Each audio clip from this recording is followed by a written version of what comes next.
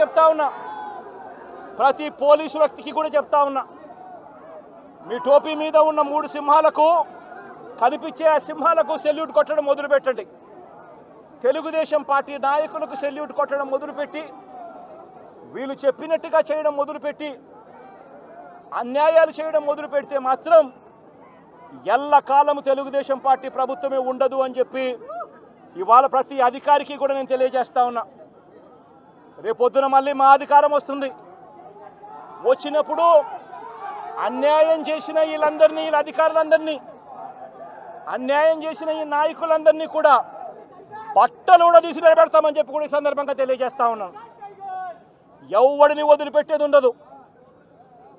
ఇదే వంశీని అరెస్ట్ చేసేటప్పుడు సిఐ అన్నాడట, నేను 1.5 సంవత్సరంలో రిటైర్ అయిపోతాను అని చెప్పి.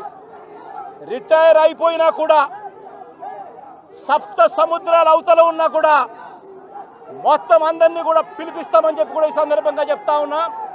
చట్టం ముందు నిలబడేట్టుగా చేస్తాం, బట్టలు ఊడదీస్తాం, న్యాయం జరిగేట్టుగా చేస్తాం అని ప్రతి ఒక్కరికి కూడా తెలియజేస్తా ఉన్నాం.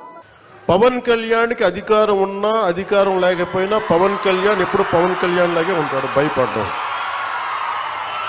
చాలా, ఇంట్లోంచి బయటకు వచ్చేటప్పుడు తిరిగి వెళ్తాం లేదు అని డిసైడ్ అయ్యే వస్తాం.